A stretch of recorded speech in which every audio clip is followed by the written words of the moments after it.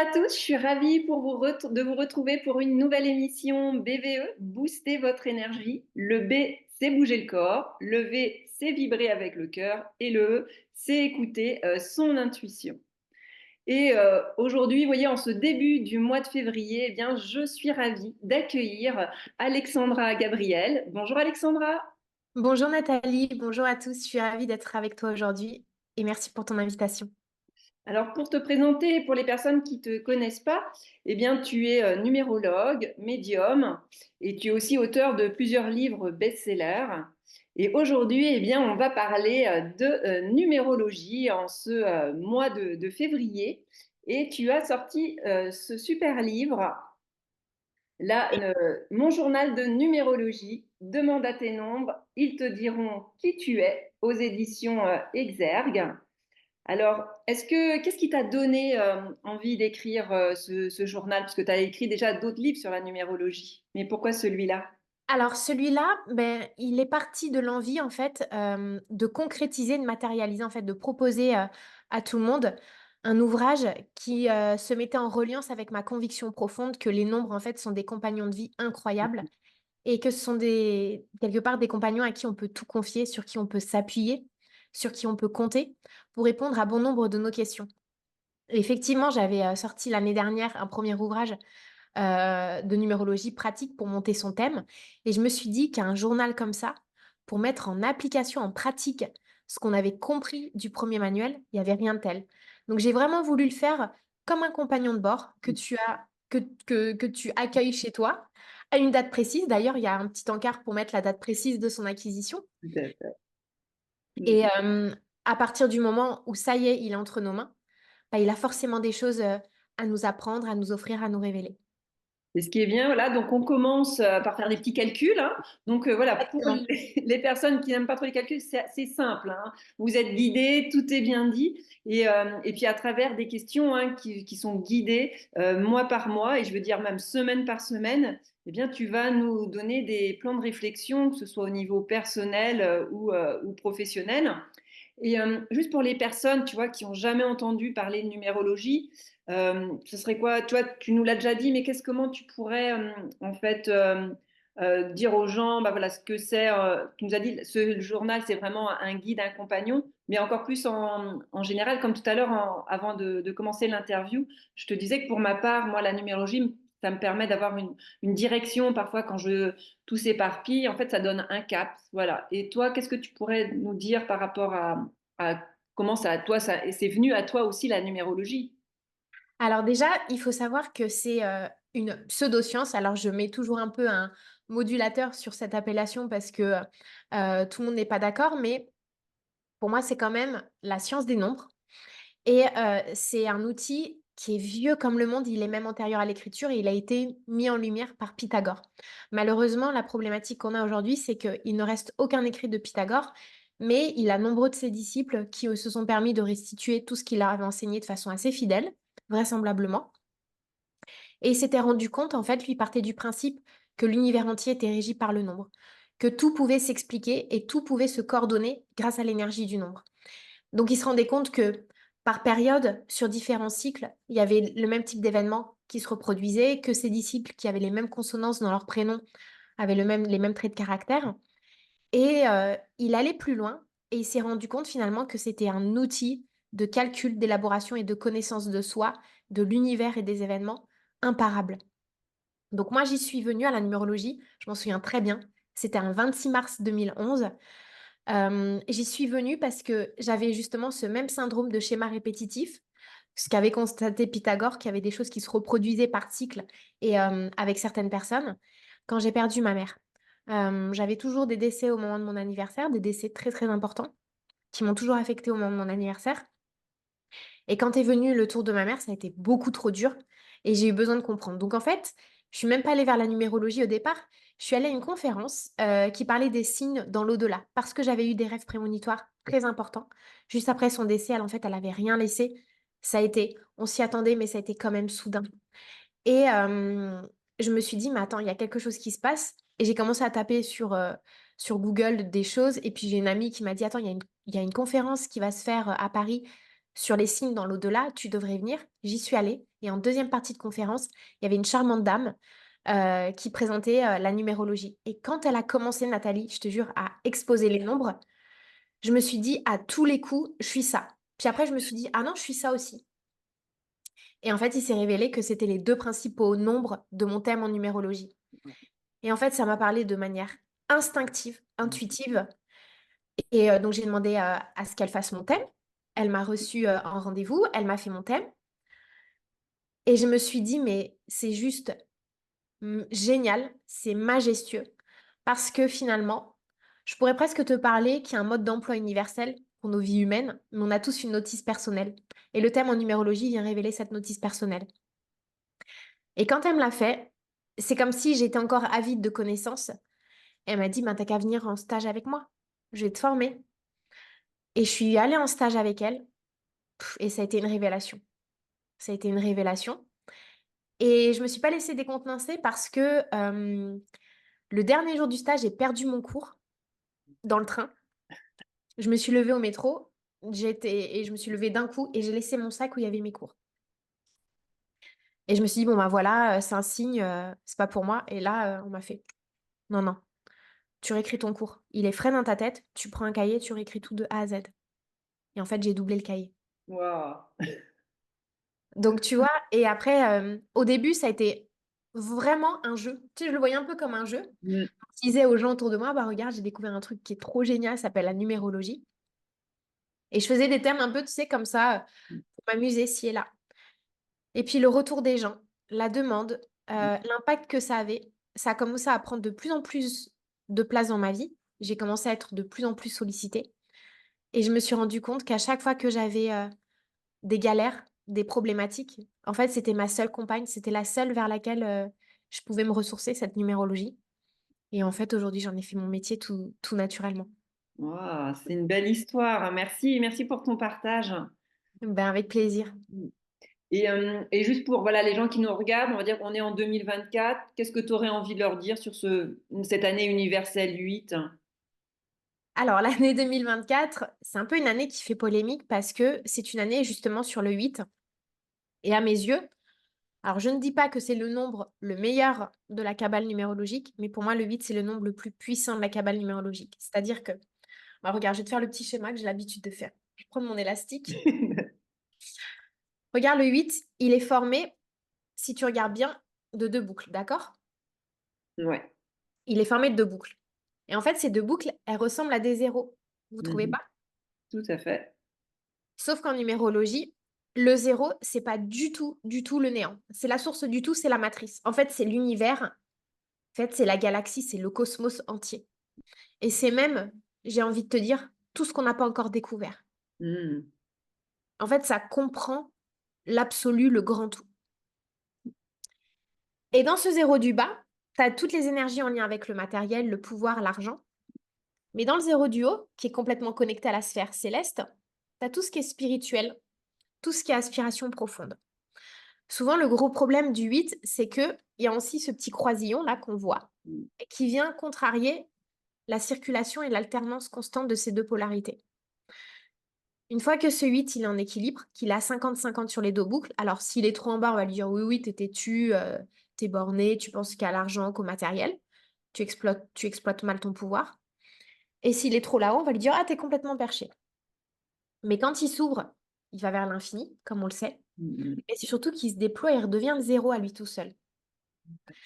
Donc en fait, le 8, en 2024, dans une année mondiale où on est bercé par le 8, on a du coup toutes et tous les influences du 8 dans nos énergies, on va nous demander de revaloriser notre regard sur le pouvoir, mais le pouvoir dans son absolu. Les pouvoirs politiques, les pouvoirs personnels, le pouvoir créatif, créateur, le pouvoir de construction, le pouvoir d'autodestruction. Et en fait, le 8, il va nous interroger où est-ce que tu en es dans ton regard sur le pouvoir qui t'est conféré. Il y a vraiment cette notion de comment gères-tu cette énergie qui finalement est retentissante, abondante. Qu'est-ce que tu en fais pour toi, pour les autres? Et est-ce que tu décides de faire péter quelque chose de doré, de lumineux ou quelque chose de chaotique? Le 8, c'est vraiment le compromis entre le chaos et l'abondance. Donc en fait, on va être complètement plongé dans des questions géopolitiques, des questions financières, tout ce qui est en lien avec le système monétaire national, international, tout ce qui régit en fait nos sociétés, toutes les questions en lien avec la diplomatie, tout ce qui est en lien, le 8 il faut se le dire, hein, malheureusement, c'est ça. Mais quand c'est pas bien aspecté, c'est la guerre et c'est la violence. Donc, on est déjà en plein dedans. Mais est-ce que ça va pas prendre un autre tournant? Est-ce qu'il va pas y avoir encore... Désolée, hein, ça semble un petit peu accablant quand je parle du 8, mais le fait est, c'est pas pour mettre le moral dans les chaussettes des gens, mais c'est une réalité. Ça fait remonter aussi les angoisses des aïeux. On revit avec le 8 les angoisses de nos ancêtres, puisque le 8, c'est le nombre qui nous ramène aux aïeux. Excuse-moi, Nathalie. Pour moi, chaque nombre est coordonné à un personnage clé de la famille en numérologie. Et ce 8, en fait, il nous parle de l'histoire des anciens, des leçons qu'on a comprises et de celles qu'on a moins comprises du passé. Et il remet un peu en lumière notre capacité, notre volonté, en fait, à rétablir une forme d'équilibre, mais en étant à même et disposé à faire les efforts nécessaires, même si ça nous coûte. D'accord. Donc, tu vois, effectivement, tu dis, c'est vrai que c'est assez lourd ce que tu nous dis, mais c'est justement de pouvoir rebondir sur ça. Je pense que c'est ça, en tout cas, ce qui résonne en moi, c'est ça nous prépare, ça nous donne vraiment de te dire comment on peut justement réajuster et trouver cet équilibre. Pour moi, tu as trois nombres clés qui sont incontournables dans la bonne exploitation et exploration du libre arbitre. C'est le 1, le 5 et le 8. Et donc là, le 8, plus que jamais, en fait, il nous demande, il nous interroge sur notre manière de concevoir notre pouvoir personnel et qu'est-ce qu'on fait du pouvoir qui peut avoir un ascendant sur nous. Pareil, le 8, c'est tout ce qui est en lien avec le juridique, la justice. C'est pas du tout une année où il faut se laisser faire. Alors, je dis pas qu'il faut sortir, monter sur les barricades et faire justice soi-même, surtout pas. Mais c'est une année qui exige un certain rééquilibrage dans tous les pôles de vie où la vie, les gens ne nous rendent pas justice. D'accord. Voilà. Donc ça vous permet, vous voyez, d'avoir cette direction et là de se dire, bah, quand il faut y aller quoi, en même temps. Tu vois, si je résume. Exactement, D'accord. exactement. Et donc pour ce mois de février, alors ce qui est bien, tu as aussi de superbes illustrations hein, dans ton livre qui sont de Marion Blanc.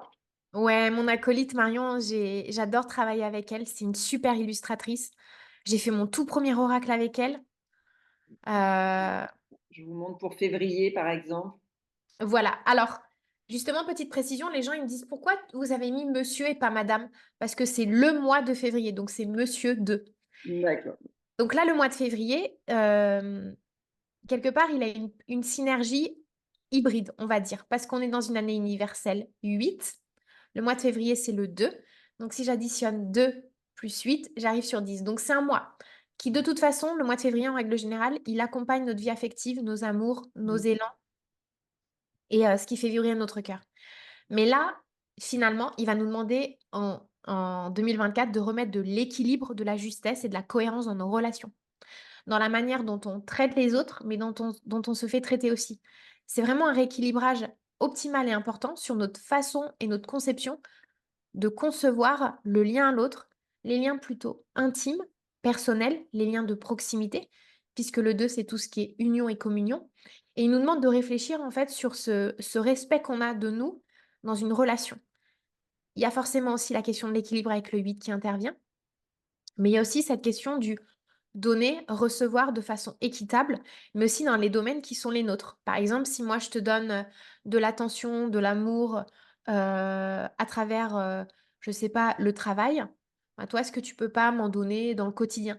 Tu vois, c'est vraiment un juste équilibre des choses et c'est vraiment cette vision de comment on fonctionne en binôme, en tandem et comment on fonctionne dans nos associations avec les autres pour aller plus loin, du coup, puisqu'on a l'énergie du un pour aller de l'avant mais dans un équilibre et une impartialité comme pour l'un comme pour l'autre. Ah, merci pour ces précisions. Et c'est vrai, hein, tu nous accompagnes. Et en plus, c'est chaque semaine hein, aussi. Tu poses des questions et ça nous permet d'aller chercher en profondeur. C'est des questions qu'on se poserait pas, qu'on peut se poser. Mais là, le fait de pouvoir aussi écrire, hein, parce qu'il y a vraiment cet espace pour écrire, ça fait du bien. Ça te permet de commencer la semaine. Voilà, moi, j'ai commencé depuis le mois de janvier. Et c'est de se dire, en fait, voilà, je prends ce temps et je regarde chaque semaine des indications. Et ça permet, voilà, tout ce que tu as dit sur le 2. Et donc, chaque mois, Comme ça, c'est ce journal de numérologie qui est là pour ça. Je le remonte parce qu'il est sorti en janvier, hein, ça fait pas très longtemps qu'il est sorti. Et donc, c'est vraiment, c'est comme tu as dit, ce compagnon, mois par mois, pour eh bien, rentrer dans la numérologie. Pour les personnes pour qui c'est le début, c'est vraiment bien. Après, il y a vraiment le thème que l'on peut faire. Après, on peut aller sur l'année personnelle. C'est assez vaste, mais pour commencer, en tout cas, je trouve que c'est un bon compromis. Et déjà, merci pour toutes ces informations. Est-ce que tu verrais autre chose à rajouter sur ton livre? Ben, moi, je l'ai conçu de telle sorte, j'avais vraiment envie de remettre dans ce journal ce qui m'a rassurée, ce qui m'a éveillée aussi à un moment donné quand j'ai découvert la numérologie. Je l'ai conçu pour être un compagnon de route, un meilleur ami, un allié. Faut vraiment le voir comme le confident. C'est pour ça que je le fais parler, ce journal. En fait, il s'adresse directement aux personnes. En règle générale, dans mes ouvrages, je tutoie pas forcément les gens. Et là, c'est mon premier ouvrage où je m'adresse au lecteur avec le tutoiement. D'accord. Donc c'est vraiment pour que tu rentres à l'intérieur, comme ça on se l'approprie et c'est vraiment un compagnon comme tu le dis. Et puis, ça permet vraiment de comprendre l'énergie de chaque nom, puisque chaque mois va nous faire travailler sur une vibration, une énergie, un domaine spécifique. Et c'est une bonne entrée en matière pour la numérologie, pour se familiariser en fait avec l'énergie des nombres. Ouais, merci beaucoup hein, pour ce partage. Mais ce n'est pas tout parce que tu as aussi sorti eh bien, ce petit oracle Madame et Monsieur pour mieux apprendre à cerner la personnalité de ceux qui nous entourent grâce à la numérologie. Un nombre égale un trait de caractère. Alors, est-ce que Exactement. tu peux nous en dire plus? Je sors les cartes en même temps. Alors, cet oracle, en plus, j'ai eu grand plaisir à l'illustrer avec une amie d'enfance euh, qui est juste talentueuse et exceptionnelle. Donc, Céline, donc je l'embrasse si elle regarde cette émission. Euh, c'est vraiment un oracle que j'ai eu envie de sortir pour la Saint-Valentin. Je me suis dit, attends, souvent j'ai beaucoup de gens dans les guidances, quand je fais des guidances sur la partie guidance oracle des thèmes en numérologie, j'ai des gens qui me disent, ah, j'aurais bien une question sur lui ou sur elle. Et en fait, je me rends compte que c'est toujours au cœur de nos préoccupations, le lien et la place qu'on occupe dans le cœur de l'autre ou dans la pensée de l'autre ou la manière dont on est perçu par l'autre. Il faut rester clair et net, on est sur un monde terrestre, on est dans des relations interpersonnelles humaines, et ce sont des questions qui nous interpellent souvent.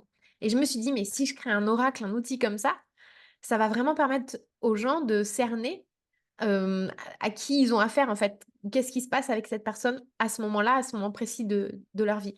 Donc, il y a 44 cartes pour monsieur, 44 cartes pour madame, et chacune des caractéristiques, par rapport au nombre, met en évidence un trait de caractère. Et alors, c'est ça. Alors, comment les gens ils vont piocher? Comment ça se passe? Ils posent une question. Exactement. Par exemple, ça peut être pour les amours, mais je me suis dit, mais il faudrait aussi que ça soit adaptable à tous les autres domaines de vie. Donc, ça peut être pour les amours, mais ça peut être cette collègue, pourquoi ça passe pas avec elle, c'est quoi son problème, ou lui, je l'adore, quel est le secret de son âme. Tac. C'est j'ai Ok. besoin d'avoir une info sur le caractère et la personnalité et la perception de l'autre à mon égard. Je pioche une petite carte et j'ai un élément de réponse. Ok. Et alors, le numéro, quand même, là, si je vois Monsieur 3, l'artiste, le 3 en fait, va, pour décoder le 3 comment les personnes vont faire? Alors, le 3 en numérologie, c'est vraiment le créatif, l'artistique, c'est le communicant, c'est le musicien, c'est le parolier, c'est le présentateur télé. Ça peut être aussi les sportifs. Le 3 il a toujours besoin de s'exprimer d'une manière ou d'une autre. Mm. Et donc là, ben, la personne, elle se dit, mais par exemple, regarde, ça peut être une question toute bête. Oh, mon collègue, je l'adore, mais au niveau du boulot, ça va pas, il y a un truc qui va pas. Bah, tu pioches cette carte. Bah oui, s'il fait de la compta, alors qu'en fait, dans son âme profonde, il est fait pour être artiste, il est pas bien dans son poste. Et ceci peut expliquer cela. Mm. Tu vois? Il y a un Ouais. truc comme ça. Ou quel est le don de cette personne? Comment je peux l'aider? Tac, bah l'artiste. Bah, Mm. faut que je lui parle de ses talents créatifs. Faut peut-être que je l'emmène à une expo, à un concert, et ça va être une révélation. Tu vois, c'est vraiment comme ça que je l'ai conçu pour vraiment apprendre à connaître l'autre et avoir des relations de proximité en notre âme et conscience. Waouh, c'est super. Donc en plus, pour la Saint-Valentin, c'est super, hein, c'est dans quelques Oui. jours, hein, donc voilà, c'est bien de se le procurer. Et effectivement, comme tu dis, ça donne des pistes et puis pour aller chercher à l'intérieur et pour pouvoir réajuster justement, que ce soit dans le monde personnel ou affectif ou professionnel, hein. Donc Ouais, exactement. donc c'est bien. Et donc les bleus, c'est pour les messieurs, les roses, c'est pour les femmes. Et pour les madames. Donc c'est vraiment bien. Eh ben, c'est bien ce début d'année. Donc, quelle est ton actualité sinon? Où est-ce on te retrouve sur Instagram, sur Facebook? Alors, mon actualité, cette année, tu vois, Nathalie, c'était très bizarre. Année 7, donc moi, je suis en année personnelle 7. C'est une année d'apprentissage, de formation, de remise en question. Et quand j'ai défait ma valise en rentrant de vacances cet été, je me voyais, j'ai eu cette intuition que j'allais la remplir, la défaire, la remplir. Et l'actualité cette année, c'est de changer mon mode de fonctionnement un peu et je vais de plus en plus à la rencontre des gens. Donc en règle générale, je mets tout à la page agenda, même si là, c'est pas à jour, faut pas m'en vouloir, de mon site. Mais je vais beaucoup plus aller rencontrer les gens cette année. Donc, je vais à Rennes le week-end Ah, du, du 23 et 24 février. Tu connais? ben oui, je suis bretonne et voilà parce que sur la chaîne YouTube, voilà, il y a beaucoup de Bretons. Moi, je suis dans les Côtes d'Armor à 1 heure de Rennes. Donc voilà, donc les gens peuvent venir te rencontrer. Donc, dis-nous, comme ça, je le mettrai en lien sous la vidéo. Chez Cœur de Cristal, qui est une super association. D'ailleurs, j'embrasse Nathalie, la maman d'un de mes protecteurs, qui m'a recommandé à cette association. Nathalie, je te fais plein de gros bisous et je suis très heureuse de te voir. Tu vois, c'est une autre Nathalie. Euh, Ensuite, je vais faire un salon en mars avec Jacques Birolini, mon acolyte en astrologie, pas loin de Rambouillet. Je vais à Tarbes. Je fais un autre salon à Tarbes pour en mars aussi. Alors, j'ai plus les dates. Non, Désolée. tout est sur ton site, de toute façon, Je vais comme aller à Pau, je vais aller à Compiègne, normalement en fin d'année. Ouais, tu vois, j'ai plein de déplacements cette année.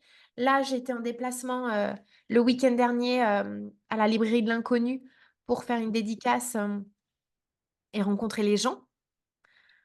Enfin, Ouais, j'ai donc c'est des bien. En fait, déplacements. voilà, ton année 7, tu vas à la rencontre des gens.